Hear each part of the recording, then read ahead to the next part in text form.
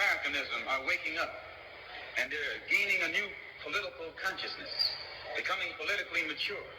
And as they develop this political maturity, they're able to see the recent trends in these political elections. They see that the whites are so evenly divided that every time they vote, the race is so close, they have to go back and count the votes all over again. And which means that any block, any minority that has a block of votes that stick together is in a strategic position. Either way you go, that's who gets it. You're in a position to determine who go to the White House and who stay in the doghouse. You're the one who has that power.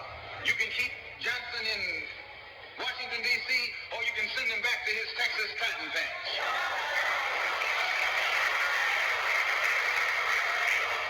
You're the one who sent Kennedy to Washington. You're the one who put the present Democratic administration in Washington, D.C. The whites were evenly divided. It was the fact that you threw 80% of your votes behind the Democrats that put the Democrats in the White House. When you see this, you can see that the Negro vote is the key factor.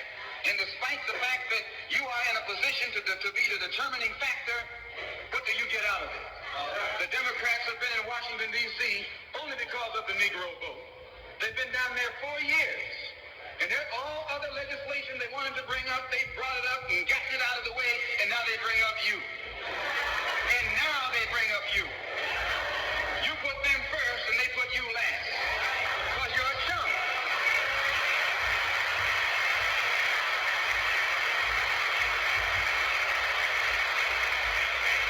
A political chump. In Washington, D.C., in the House of Representatives, there are 257 who are Democrats. Only 177 are Republicans. In the Senate, there are 67 Democrats. Only 33 are Republicans. The party that you back controls 2/3 of the House of Representatives in the Senate, and still they can't keep their promise to you because you're a chump.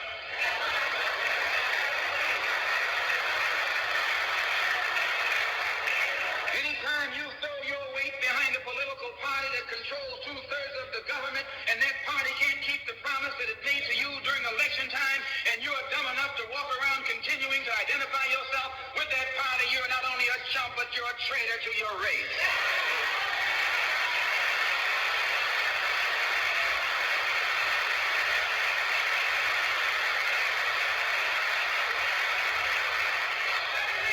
And what kind of alibi do they come up with? They try and pass the buck to the Dixiecrats. Now, back during the days when you were blind, deaf, and dumb, ignorant, politically immature, naturally you went along with that. But today, as your eyes come open and you develop political maturity, you're able to see and think for yourself. And you can see that a Dixiecrat is nothing but a Democrat in disguise. You look at the structure of the government that controls this country. It's controlled by 16 senatorial committees and 20 congressional committees. Of the 16 senatorial committees that run the government, 10 of them are in the hands of Southern segregationists. Of the 20 congressional committees that run the government, 12 of them are in the hands of Southern segregationists. And they're going to tell you and me that the South lost the war.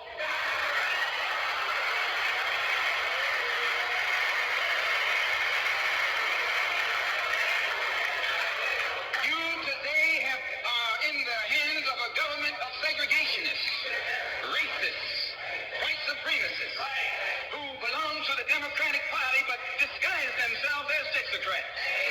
Dixiecrat is nothing but a Democrat. Whoever runs the Democrats is also the father of the Dixiecrats. And the father of all of them is sitting in the White House.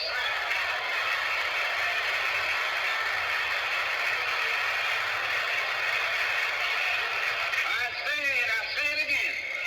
You got a president who's nothing but a Southern segregationist.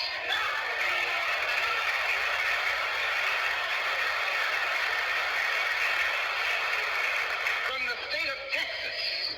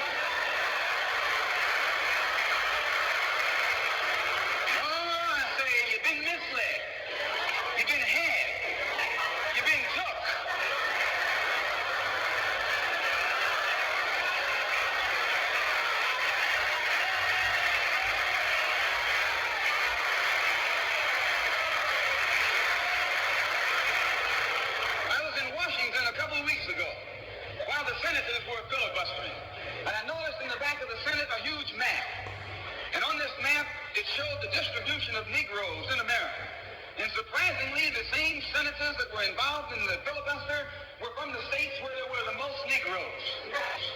Why were they filibustering the civil rights legislation? Because the civil rights legislation is supposed to guarantee voting rights to Negroes in those states. And those senators from those states know that if the Negroes in those states can vote, those senators are down the drain.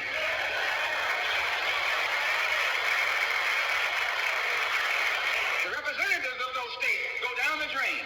And in the Constitution of this country, it has a stipulation wherein whenever the voting rights of people in a certain district are violated, then the representative who's from that particular district, according to the Constitution, is supposed to be expelled from the Congress. Now, if this particular aspect of the Constitution was enforced, why, you wouldn't have a cracker in Washington, D.C.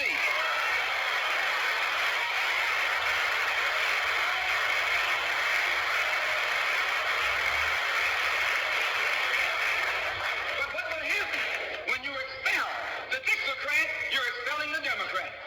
When you destroy the power of the Dixiecrat, you're destroying the power of the Democratic Party. So how in the world can the Democratic Party in the South actually side with you in sincerity when all of its power is based in the South?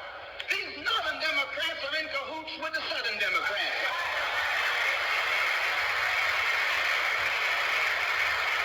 They're playing a giant con game. A political con game. You know how it goes. One of them comes to you and make believe he's for you. And he's in cahoots with the other one that's not for you.